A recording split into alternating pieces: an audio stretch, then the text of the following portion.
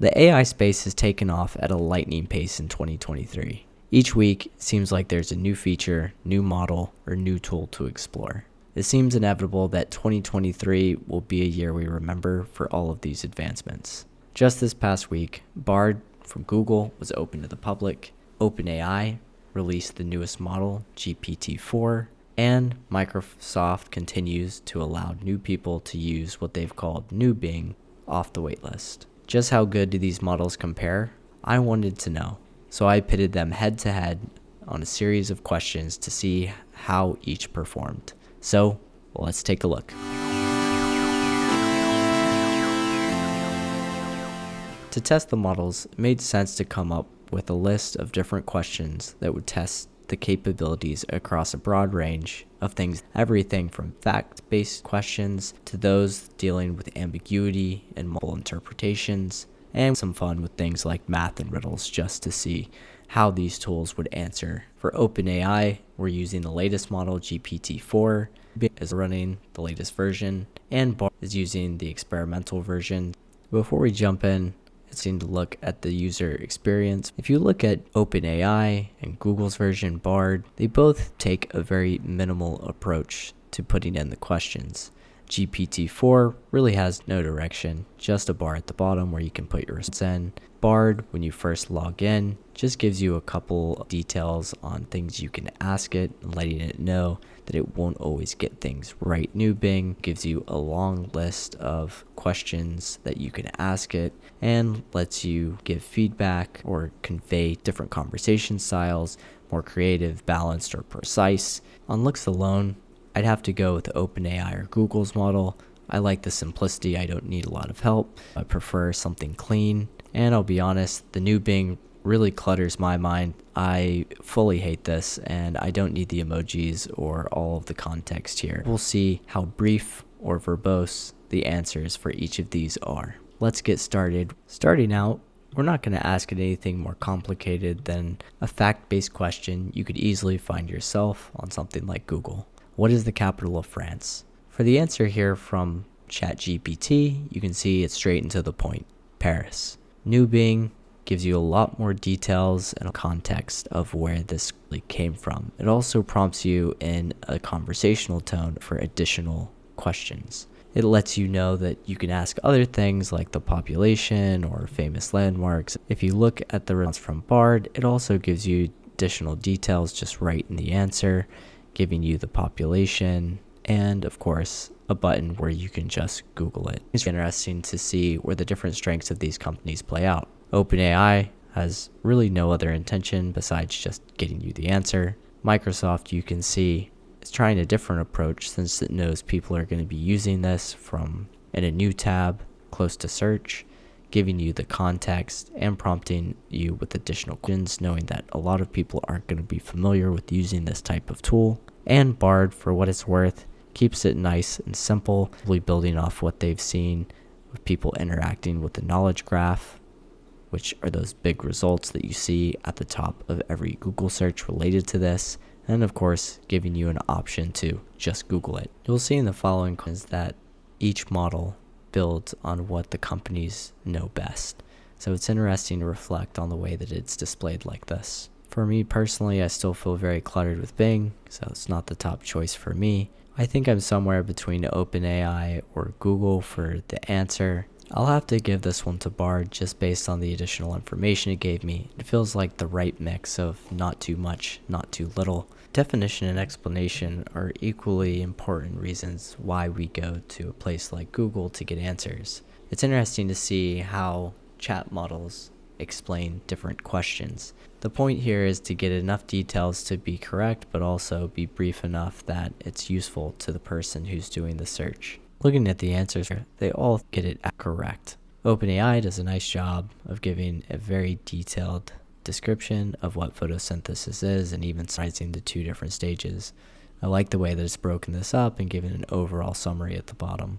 Bing gives a more succinct answer and prompts you at the end asking if you'd like to know more about the process of photosynthesis. Google also gives a very thorough and detailed explanation of what photosynthesis is and even starts to get into some of the benefits of why It's a critical process for life on Earth. It even gives you an equation, but I'm not sure that's something that I would ever really want or need to know. For me, the answer from New Bing gets the right mix of brief and to the point, while also prompting whoever is doing the search to get more details if they need it. One of the better ways to test the model's performance is to actually ask it questions of reasoning. In this case, we've asked that it's raining outside and Jane forgot her umbrella. What's likely to happen? OpenAI goes on to talk about ways to avoid getting wet, like seeking shelter or borrowing an umbrella, maybe even improvising with a newspaper so that Jane doesn't get wet. Bing takes a different approach, indicating that if you get wet, you might catch a cold or fever, and then gives you advice on what to do if you do get wet, like changing your clothes and taking a shower and scrubbing your body if possible. That seems really extreme from this situation. Bard comes to a similar conclusion that if you get wet, you may get your clothes dirty, and then you could even get sick. Then gives you some scenarios like seeking shelter, running to the car, borrowing an umbrella, or just accepting that you will get wet in this circumstance. It's a bit of an interesting and long answer. For those reasons, the reasoning seems a bit interesting for both of these. I guess you could come to the conclusion that you would ultimately get sick, but it does seem a bit extreme if you're just getting wet. So for these reasons, I'm going to go with OpenAI's, where the most likely situation, she'll just get wet, and there's some ways to prevent that. Creativity of these models has been something that's been demonstrated time and time again, whether it's through generated art, writing poetry, ads, you name it, you've probably seen it in the news. Nonetheless, it's fun to see how they can come up with answers to something like write a short poem on the beauty of nature. As a robot, it's not something that they've experienced, so let's see how they respond to a question of this type. Each of the models came up with something that is passable. Bing and Bard give what is a third grader trying to write a poem about the beauty of nature, straight and to the point. Bing says the nature's beauty is all around, in the trees, the sky, and the ground. Yeah, thanks, we know that. Bard says the beauty of nature is all around, in the mountains, in the valleys, in the seas, and the skies. Again, thanks, we know that. But GPT-4 has come up with something pretty creative here. OpenAI, I'd say, has come up with something that I quite like a lot. In verdant meadows where wildflowers bloom, nature's grand tapestry weaves its loom, a symphony of colors vibrant and bright, dancing in the gentle arms of sight. Okay, so maybe this doesn't win any awards, but I will say that this is a lot more creative than the other two. Then it does seem to display a bit of a deeper understanding besides beauties all around us, that in each drop of water there's a story to embrace. It leads to, I think, the more human side of things, where we look to anthropomorphize and really dig deep into the things that are around us. There's a sense of feeling in this poem, where the other two seem to fall flat. For this one, again, I'll give it to OpenAI. Some of the more practical use cases for these models might be a small business trying to improve its online presence, asking for advice. Sure, you could read a couple blogs to get information like this, but can these models be succinct and give step-by-step instructions on how to possibly do this? Let's take a look. You can see with these answers, they've done a good job. For completeness of answer, it'd have to go to OpenAI, as it gives the most examples of things that a small business could do to improve their performance, and it looks like it's given some really good ideas. Bing and Bard have been a little bit more succinct, leaving it at 5 recommendations for the small business. And you'll notice with Bard, for whatever reason, there's a source for this particular answer on how to make some of those optimizations. Now, I think it's important to note that there's a matter of preference, and there's an important thing to consider here in the user experience of how answers get displayed. If you'll notice for Bard, it does a really nice job of bolding the main point of each of these. Build a professional website, retain and target customers on social media. It's a really small thing here, but to break up the text like this really makes it easier to read and get to the point. If you look at Bing, they have the bullets, they just haven't bolded the information the same way that Bard has. And if you look at OpenAI and GT4, it's really a laundry list with pretty typical spacing here.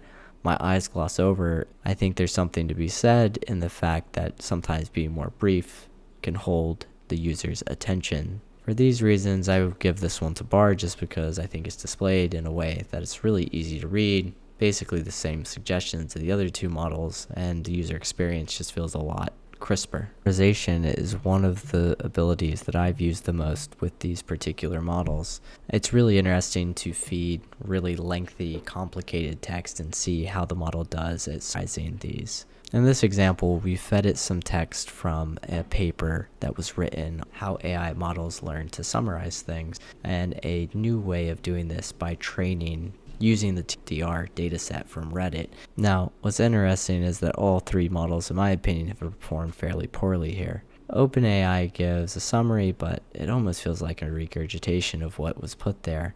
Bing does even worse. It feels like the same text just moved around in a different order. Bard probably does the best job here, breaking up their text in a couple different paragraphs and giving a conclusion. I think the best thing that it's done here is it actually found that text and gives you a link to the publication itself. For those reasons, I'm going to give this one to Bard, as it did the best job to summarize this and actually gave me the link to where it found this particular text, which is helpful. If you've been anywhere on Twitter, there's countless examples of how bad these models can be at something like basic math. So while most of these models got the first question right, a more complex question looking at the total charge for someone staying at a hotel a certain number of nights is a little bit more tricky. Now, the answer here should be like that one provided from OpenAI. You want to calculate the room rate, which is taking the baseline amount per night, 99.95, and multiplying that by the amount of tax.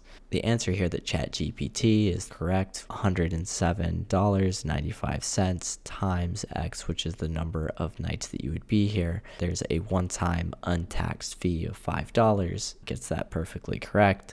It's funny to look at how these other models performed. New Bing, even though it's using GPT-4, for some reason got this wrong. For some reason, it's just completely added these incorrectly to $109.93. Therefore, it gets this question wrong by overestimating the amount that would be charged at a nightly rate. And Google has made a mistake in that for some reason, X, which represents the number of nights, has been applied to the untaxed fee. So this one would vastly underestimate the amount charged, since 107.95 is what should have been used to multiply the number of nights.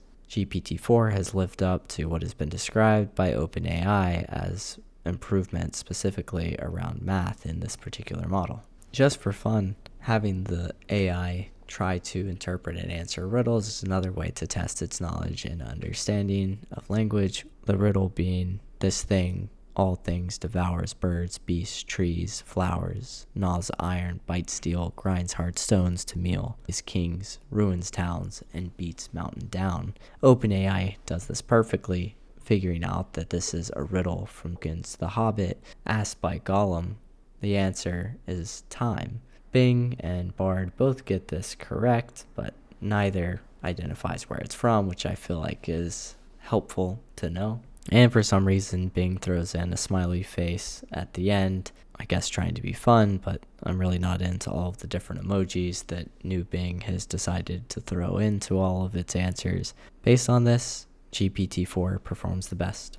Asking questions like the top 10 companies by their valuation ranked in order, then asking it to display it in a table format, gets into things that corporate America really love about these AI models. Now, most of these models are going to get this question wrong just because they were trained on data sets in the past, but let's see how they perform on taking this request and putting them into a table format. GPT-4 lets you know that their knowledge was last updated in September 2021, so this information won't be the most up-to-date, which I can appreciate. That tells you that it really doesn't know the answer to this. Bing actually lies to you and says that this is current as of March 23rd, 2023, and gives you a link to an article that is backdated to last year, which is not helpful. And Google also gives you a wrong answer here as of March 23rd while I'm recording this video. None of these have gotten the market cap valuation correct. NVIDIA should be much higher in each of these. You can see that it's not even present.